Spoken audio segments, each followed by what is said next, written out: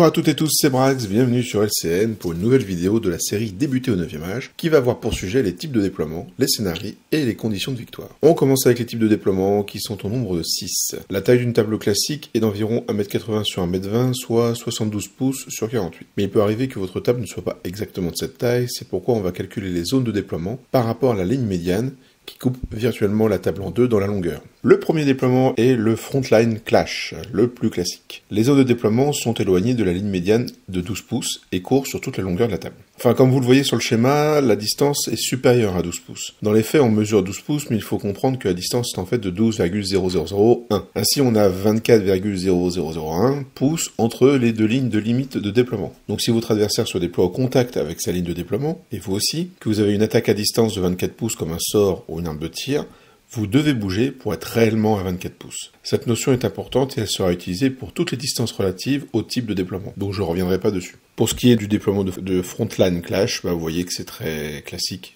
finalement il n'y a rien à dire de plus. Le deuxième déploiement est le Dawn Assault. Il ressemble au premier, si ce n'est que l'on va s'amputer d'un quart de notre zone de déploiement. Ce quart est choisi par le joueur qui aura remporté le jet du côté de table, et il va induire le quart perdu de son adversaire, à savoir celui qui est diamétralement opposé. Donc on peut être déployé comme vous le voyez ici, ou inversement. Voilà, peu importe. Toujours est-il que quand vous avez le choix du côté, le quart que vous ne choisissez pas, c'est le quart opposé que votre adversaire n'aura pas pour lui. Ce choix est donc triplement tactique, car il vous faudra choisir un bord de table qui vous avantage, mais aussi choisir le quart qui sera à la fois désavantageux pour votre adversaire et le moins handicapant pour vous. Faut savoir doser. De plus, vous aurez l'option de mettre jusqu'à 2 unités en réserve. Vous et votre adversaire évidemment. Ces unités suivront les règles de l'embuscade, à savoir qu'à partir du tour 2, vous lancerez un D6 et sur 3+, l'unité en renfort arrive. Donc il faut lancer un D6 par unité. Cependant, là où les unités mises en réserve via la règle de ce déploiement ne pourront arriver que par la largeur de la table en commun avec la zone de déploiement du joueur. Donc le côté avec la flèche violette pour le joueur qui se déploie dans la zone violette et le côté rose pour celui qui a la zone de déploiement en rose. Donc vous voyez, ça peut apporter un certain avantage. Par contre, on sait de quel côté ils vont arriver.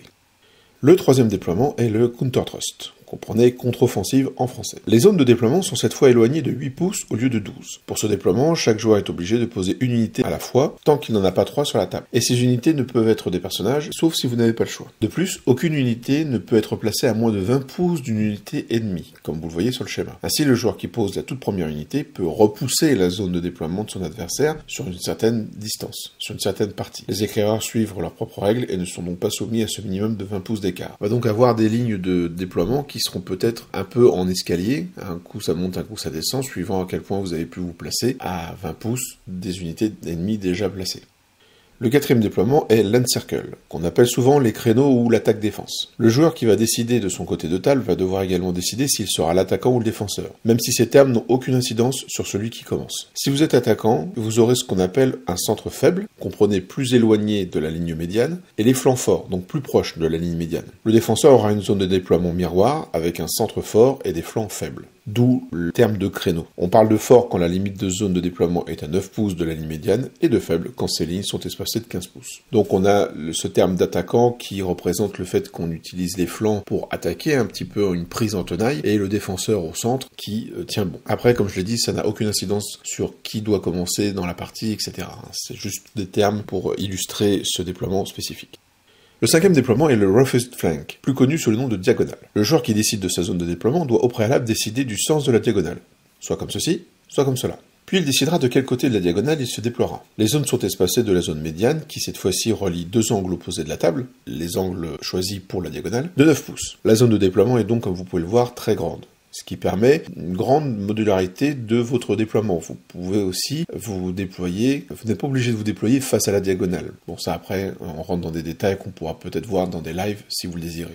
Le sixième et dernier déploiement est le Marching Column. C'est le plus complexe et souvent le moins aimé des types de déploiement. Il commence comme le Frontline Clash, donc ça tout va bien. Le joueur qui décide du côté va décider d'un sens, de gauche à droite ou de droite à gauche. Son adversaire fera de même, mais contrairement au Dawn Assault, son choix n'est pas induit par celui du premier joueur. Il pourra donc se déployer dans le même sens que le premier joueur ou dans le sens opposé. Comme pour Counter Thrust, les joueurs ne vont pas pouvoir tout déployer d'un coup. Tant qu'un joueur n'a pas 3 unités sur la table, il ne peut les poser que une par une. Les unités posées vont devoir l'être en respectant le sens choisi. À chaque nouvelle pose, le centre de la nouvelle unité devra se positionner à gauche ou à droite selon le sens choisi du centre de la précédente unité. Je vous avais dit que c'est un petit peu complexe. Prenons l'exemple du schéma. ce sera plus simple. Où le joueur a décidé d'aller de droite à gauche. La première unité a été posée. La seconde, plus à gauche, la troisième, idem. On remarque que la quatrième est derrière la troisième, mais si vous regardez son centre est plus à gauche que le centre de l'unité 3. Les personnages, les machines de guerre et les war plateformes ne sont pas éligibles à ces 3 premières poses et ne subissent pas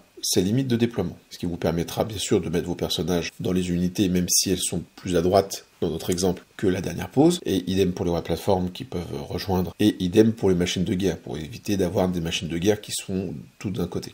Mais ce n'est pas tout. Au lieu de poser une unité, vous pouvez différer son déploiement. Vous devez la désigner et la mettre de côté. Donc ça veut dire que, par exemple, mettons que vous êtes le premier à poser, vous avez dit qu'on va de droite à gauche, et vous désignez un régiment de lanciers, et vous dites, mes lanciers, ça aurait dû être ma première pose, mais je diffère son déploiement. Donc vous le mettez de côté, elle ne sera pas sur la table au début de la partie. Et vous pouvez faire ça pour toutes les poses de Marching Column, mais rappelez-vous que tant que vous n'avez pas au moins 3 poses sur la table, vous ne pouvez pas tout déployer. Ces unités vont gagner la règle embuscade. Je ne reviens pas sur la règle embuscade, je vous laisse aller voir dans le livre des règles pour voir toutes les subtilités. À chaque tour à partir du second, parmi les unités différées qui obtiennent le 3+, pour l'arrivée, donc on ne parle pas des unités qui ont la règle embuscade, on parle vraiment des unités qui ont eu leur placement différé. Votre adversaire désignera l'ordre d'arrivée parmi celles qui ont réussi leur 3+, évidemment. Ces unités arriveront depuis le bord de table, donc depuis votre bord de table, le centre de leur rang arrière devant se situer au plus proche du centre du bord de table. Donc en fait, vous prenez votre zone de déploiement, le bord de table, donc la limite vers vous de votre zone de déploiement, le centre de l'arrière des unités qui arrivent, en commençant par celle qu'a décidé votre adversaire, doit arriver le plus proche de ce centre. Évidemment, il faut respecter toutes les règles de déploiement, à savoir les 1 pouce d'écart avec toute unité, ennemi ou ami, et avec les infranchissables, donc les bâtiments ou les infrans classiques. Donc après, c'est à vous de vous décaler le plus proche, soit vers la gauche, soit vers la droite, et idem pour l'arrivée des autres unités. C'est pour ça que le fait que votre adversaire ait le choix de l'ordre peut être important. Nous avons fait le tour des déploiements du 9e âge. Bien entendu, vous êtes libre d'inventer les vôtres. Ceux-là sont ceux de base proposés par le jeu, et ce sont ceux que vous verrez notamment en tournoi. Passons aux scénarios. Ils sont aussi au nombre de 6 et vont inclure l'objectif secondaire à remporter lors de votre partie. Nous verrons ce que cela veut dire au niveau des conditions de victoire. C'est là que les unités scorantes vont avoir toute leur importance, car elles sont les seules dans votre liste à pouvoir remporter ces objectifs. Afin d'illustrer mon propos, je vais utiliser cette table typique du 9e âge, qui est issue du map pack, du moins de l'ancien.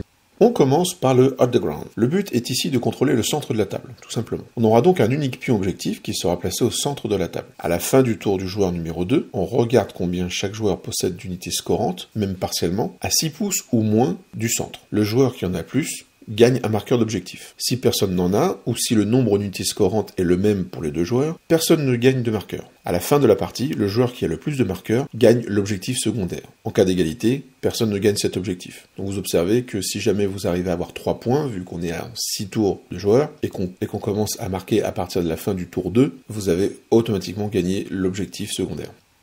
Le deuxième scénario, le breakthrough, qu'on appellera aussi la percée. Le but est d'envahir la zone de déploiement ennemi. Donc en fait, il faut traverser la table et aller embêter notre ami dans sa zone de déploiement. À la fin de la partie, on compte le nombre d'unités scorantes de chaque joueur présente, même partiellement, dans la zone de déploiement adverse, avec un maximum de 3. Celui qui en possède le plus remporte l'objectif secondaire, sinon c'est une égalité. Notez donc que si votre adversaire possède 3 unités scorantes chez vous et que vous en avez 5 chez lui, personne ne marque l'objectif secondaire. Le capage est de 3. Contre, si vous en avez 3 et lui 2, c'est vous qui l'avez. Sur notre exemple, le déploiement est une frontline clash, mais faites attention au déploiement qui change du frontline, justement, comme la diagonale, qui du coup va être assez simple à remplir, puisque les zones de déploiement en diagonale sont énormes, donc assez simple d'y aller. Attention au Dawn Assault, vous avez un quart de la zone de déploiement d'en face qui est amputée, donc il faut être dans ce qui était la zone de déploiement. Sur le Counter Thrust, on considère donc que c'est la zone de déploiement théorique au début de la partie. On commence pas à calculer avec les 20 pouces d'écart. Les zones de déploiement sont à 8 pouces de la ligne médiane. Attention au créneau également. Si jamais il avait les flancs forts et que vos unités scorantes sont au centre, il faut qu'elles soient à 15 pouces de la ligne médiane pour être dans sa zone de déploiement, et pas à 12 ou pas à 9. Tout ça, il faudra bien faire attention. C'est pour ça que les déploiements interagissent plus ou moins selon le scénario. Le troisième scénario, les Spoils of War. Le but est ici de s'emparer des objectifs et de les conserver jusqu'à la fin. Au centre de la table, vous placerez un pion objectif, au même niveau que pour le Hold the Ground. Puis, en les plaçant sur la zone médiane, vous poserez un pion objectif de part et d'autre du centre, à une distance égale au tiers de la longueur de la table. Donc en gros, 24 pouces, pour le cas d'une table de 72 de long. Donc 24 pouces à gauche, 24 pouces à droite, en restant sur la ligne médiane, comme sur le schéma. Pour s'emparer d'un pion, l'unité scorante doit, au début du tour, donc avant tout mouvement et même avant toute charge, se situer dessus. Le pion est donc adjoint à la dite unité quand vous décidez que l'unité, que je rappelle qui doit être scorante, le prend. Vous n'êtes pas obligé de le prendre si vous êtes au... Donc si vous vous posez dessus au T6, avec vos mouvements du tour 6, vous n'avez pas de T7, il n'y a pas de début de tour de T7 où vous pouvez le prendre, donc vous ne pourrez pas prendre cet objectif. À partir de cet instant, l'unité ne peut pas effectuer de marche forcée, sauf si elle possède au moins 3 rangs complets. Les spoil of war, c'est un peu lourd, c'est des trésors, donc si vous n'êtes pas assez nombreux, c'est pour représenter ça, vous ne pouvez pas vous déplacer rapidement. Une même unité ne peut posséder qu'un seul pion objectif. Si l'unité est détruite ou si elle fuit, elle lâche l'objectif. Ce sera à l'adversaire de placer au sol, à 3 pouces maximum du centre de l'unité qui vient de le lâcher, le pion, qui retombe donc au sol. On calcule ça avant la possible fuite, par exemple. À la fin de la partie, le joueur qui possède le plus de pions objectifs remporte l'objectif secondaire. Donc, si vous avez 2 spoils sur les 3, vous êtes assuré de gagner, même si votre adversaire s'empare du 3e. Et c'est pour ça que le plus souvent, vous verrez que dans Spoil of War, on essaye de jouer 2 objectifs. C'est très rare de jouer les 3. Le 4e scénario est le King of the Hill, le roi de la colline. Le but est de contrôler un décor, tout simplement. Le joueur qui décide du côté de table va devoir désigner un décor qui n'est pas un infranchissable, puisqu'il va falloir se situer dessus, et qui ne se situe pas entièrement dans sa zone de déploiement. C'est-à-dire que si le décor dépasse un tout petit peu de votre zone de déploiement, il est éligible. Mettons que nous sommes sur un Frontline Clash, sur cette map, le muret et le champ peuvent être choisis, car ils sont même partiellement dans le No Man's Land, donc ils ne sont pas entièrement dans une des zones de déploiement. Évidemment, le joueur placé en haut peut choisir la colline, qui va être dans la zone de déploiement adverse, et par effet miroir, le joueur en dessous peut désigner la forêt, qui sera dans la zone adverse, mais pas dans sa zone de déploiement. L'adversaire va faire de même, c'est-à-dire qu'il va choisir un décor, et il peut choisir le même si les règles lui permettent. Par exemple, vous pourriez être tous les deux à choisir le muret. Le but de chaque joueur, à la fin de la partie, est d'amener au moins une de ses unités scorantes sur le décor choisi par l'adversaire. Peu importe que ce dernier y place des unités scorantes ou non. À moins bien sûr que ce soit le même objectif que vous ayez choisi. Mais mettons que vous ayez choisi le champ et votre adversaire a choisi le muret. Vous devez aller lui prendre le muret, donc mettre une unité scorante dessus. S'il met une unité scorante, il ne contre pas votre unité scorante, donc vous n'avez besoin d'en mettre qu'une seule, il n'y a pas de problème. Et idem, lui, il devra aller dans le champ, si vous avez choisi le champ, pour prendre l'objectif. Un joueur remporte l'objectif secondaire s'il y a une unité scorante sur l'élément de décor choisi par son adversaire. Si les joueurs y arrivent tous les deux, c'est une égalité et personne ne remporte l'objectif secondaire puisque vous avez chacun remporté l'objectif, donc ça se nul. On dit souvent, c'est un abus de langage, que vous devez défendre le décor que vous choisissez, c'est pas totalement vrai. En fait, il faut empêcher des scorantes ennemis d'y arriver, mais vous n'avez pas à y mettre vous des scorants. Le 5e scénario est spécial, car il ne fait pas intervenir les unités scorantes, du moins pas comme on l'entend. Il s'agit de Capture the Flag. Cette fois-ci, le but est de massacrer les scorings. Pour chaque unité ennemie scorante détruite ou sortie de table, mais pas en fuite, à la fin de la partie, le joueur gagne un point de scénario. Le joueur qui aura le plus de points de scénario remporte l'objectif secondaire, tout simplement. Alors évidemment, on pourrait se dire qu'avoir peu ou pas d'unités scorantes sur ce scénario serait un grand avantage. Eh ben non. Parce que le 9e âge a pensé à tout. Si la liste de votre adversaire possède moins de 3 unités scorantes, donc 0, 1 ou 2, vous devrez désigner suffisamment de ces unités pour atteindre 3, quelles que soient ces unités. Donc vous pouvez choisir un truc un petit peu faible comme les unités de redirection. Alors la redirection, ça vous parle peut-être pas si vous êtes nouveau au 9e âge, mais ce sont des petites unités pas chères et très peu protégées qui vont être sacrifiables, qui ne sont pas scorantes le plus souvent. Donc par exemple, prendre les Warriors of Dark God, 5 chiens. Vous voyez, 5 chiens qui sont facilement explosables avec un petit sort ou une petite volée de flèches, et tout d'un coup, cette unité-là devient potentiellement un point d'objectif pour vous. Ce qui devait donc être un avantage, à savoir ne pas avoir d'unité scoring dans la liste, pour le Capture the Flag, devient un handicap. Le dernier scénario, c'est le Secure Target. 2 objectifs fixes se trouveront sur le champ de bataille, et à la fin de la partie, pour contrôler chacun de ces objectifs, il faudra avoir, même partiellement, le plus d'unités scorantes dans les 6 pouces autour. Si les 2 joueurs ont autant de scoring à 6 pouces d'un pion, personne ne le contrôle. Donc là, le nombre de scoring va être très important, un peu comme dans Hold the Ground. Ainsi, si vous contrôlez le premier objectif, que votre adversaire contrôle le deuxième, ceci sera une égalité, parce que d'un côté, vous aurez plus de scorantes, donc vous allez contrôler l'objectif 1, lui, pareil de son côté, vous contrôlez chacun un des 2 objectifs, l'objectif secondaire est donc nulé. Pour poser ces 2 pions, on commence par le joueur qui a choisi son côté de table. Mettons celui du haut dans notre exemple. Il le pose où il le désire, à plus de 12 pouces des limites de sa zone de déploiement. On considère ici qu'on est sur un Frontline Clash, encore une fois. Donc en gros, sur l'autre moitié de table. Quand on ne sera pas sur un Frontline Clash, il faut bien faire attention à la zone. Le rectangle rouge que j'ai mis, qui représente la zone où vous pouvez mettre votre pion, va bien sûr être modulé par le type de déploiement. Donc là encore, le type de déploiement est extrêmement important. L'autre joueur va placer un second pion qui, en plus d'être à plus de 12 pouces des limites de sa zone de déploiement, ça la règle ne change pas, il devra se situer au-delà d'une distance égale au tiers de la longueur de la table, encore ce terme un petit peu long, qui en fait représente 24 pouces sur une table classique. Donc, en encadré rouge, les options pour le deuxième joueur pour poser son pion objectif. Vous voyez que ça limite grandement au bout d'un moment, et parfois il faudra peut-être le mettre un petit peu chez l'adversaire. Le Secure Target est un scénario qu'on peut facilement nuller, dans le sens où il suffirait que chacun mette un objectif sur les extrêmes de la table, et puis chacun reste chez soi et contrôle l'objectif qui est le plus proche de là où il va se déployer, et comme ça vous êtes tranquille. Donc on a fait le tour des 6 scénarios principaux du 9e âge. Comme tous les types de déploiement, vous êtes libre d'en créer également. Le 9e âge propose d'ailleurs sur leur site un recueil de différents scénarios supplémentaires. N'hésitez pas à les tester, ils sont très intéressants. 3 unités scorantes maximum pour le break, au moins 3 scoring pour Capture the Flag, 3 objectifs sur Spoil of War. Vous comprenez pourquoi dans la vidéo sur la création de liste, je vous conseille d'avoir au moins 3 unités scorantes. Mais 3 c'est vraiment, à mon sens, le minimum. Donc évitez d'en avoir moins. Comme je vous l'ai dit, vous tombez sur flag, c'est l'horreur. Et puis, le problème, c'est que vos unités scorantes, si vous n'en avez que 2, par exemple, une fois qu'elles sont annihilées, vous ne pouvez plus gagner l'objectif secondaire, parce que vous allez me dire que tout cela, c'est bien beau, mais quel intérêt de remporter l'objectif secondaire? On attaque les conditions de victoire. Le 9e âge reste un jeu, et comme tout jeu, le but c'est de gagner. C'est de s'amuser, mais c'est de gagner aussi. Pour gagner et pour savoir à quel point on gagne, on va déterminer une note allant de 0 à 20. Une note ou un score. L'addition de ces scores donnera 20.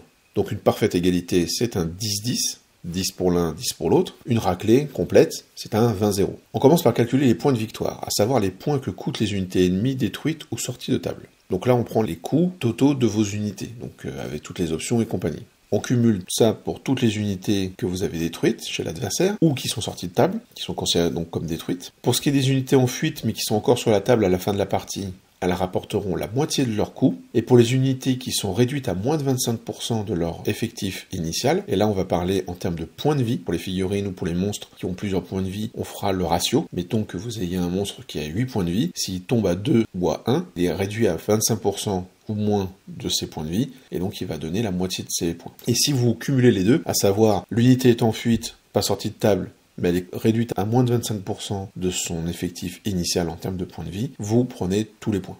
Tout ça est bien sûr dans le livre des règles, je vous en parle là, mais rien ne vaut la lecture du livre des règles. Donc vous allez cumuler tout ça et vous allez chacun avoir votre résultat final, le nombre de points que vous avez pris à votre adversaire. Ensuite, on va calculer la différence, en soustrayant le plus grand au plus petit, évidemment, pour avoir une valeur entière. Cette différence est confrontée au tableau que je vous montre actuellement, pour savoir quel est le score obtenu. Tout dépendant du format, les tranches seront calculées selon un pourcentage. Le format étant classiquement de 4500 points, le tableau est prévu déjà pour 4500 points, mais sur la gauche, vous voyez qu'il y a les pourcentages. Si vous changez le format, il faudra juste adapter le tableau, recalculer les scores des tranches. On observe ici que si la différence de points est nulle ou très faible, on a 225 points pour un format classique de 4500 points, le résultat est une égalité, le fameux 10-10. Les deux tranches suivantes sont rapidement atteintes, pour avoir un 12-8. Après, ça se complique un petit peu. Et comme vous le voyez, au format de 4500 points, pour avoir le maximum de points, il faut 3150 points de différence. Donc il faut avoir pris 3150 points d'armée sur des listes à 4500 de plus que votre adversaire, pour avoir le 17-3. Mais pourtant, on a parlé d'un possible 20-0 tout à l'heure. Et c'est là qu'intervient l'objectif secondaire. Celui qui le remporte gagne 3 tranches d'un coup. Si vous gagnez 3 tranches, ça veut dire que votre adversaire en perd 3, puisque je vous rappelle que le cumul de vos scores doit faire 20. Donc si vous gagnez un plus 3, lui perd un moins 3, il y a quand même un différentiel de 6 points. Et ça peut tout changer. Ça peut enfoncer le clou d'une victoire, et ça peut aussi diminuer cet écart, voire changer le résultat. Mettons que nous ayons le joueur A et le joueur B qui font une partie de 9e âge à 4500 points. À la fin de la partie, le joueur A marque 2000 points de plus que le joueur B. Quand on regarde dans le tableau, il gagne donc un 15-5 à la bâche, comme on aime le dire. C'est-à-dire 15 points pour A et 5 points pour B.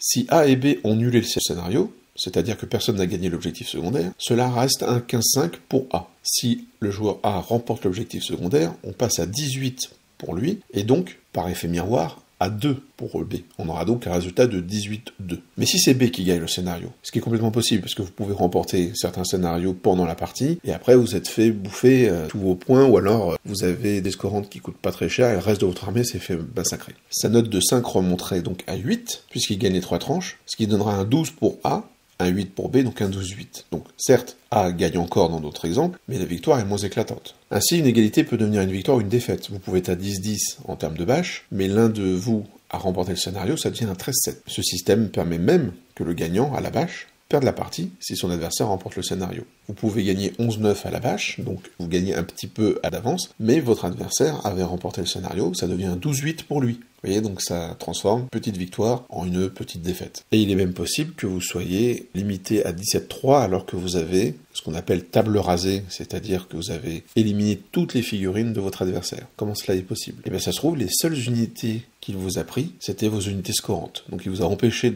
d'obtenir l'objectif. Dans d'autres cas, il a empêché votre prise d'objectif sur un King of the Hill. Il a suffisamment bien empêché vos unités d'arriver, vous n'avez pas eu le temps d'arriver sur le décor. Ou alors vous n'avez pas eu le temps de faire la percée, donc d'arriver dans sa zone de déploiement. Même si, à distance, avec la magie par exemple, vous avez réussi à annihiler ces dernières figurines. C'est rare, mais ça arrive. Et donc d'être limité à un bon résultat, certes, de 17-3. Tous ces exemples, je vous les donne parce que je les ai vus. Soit je les ai vécus, soit je les ai vus, notamment en tournoi. Et c'est ce qui fait la richesse, je trouve, du 9e âge, notamment sur ça.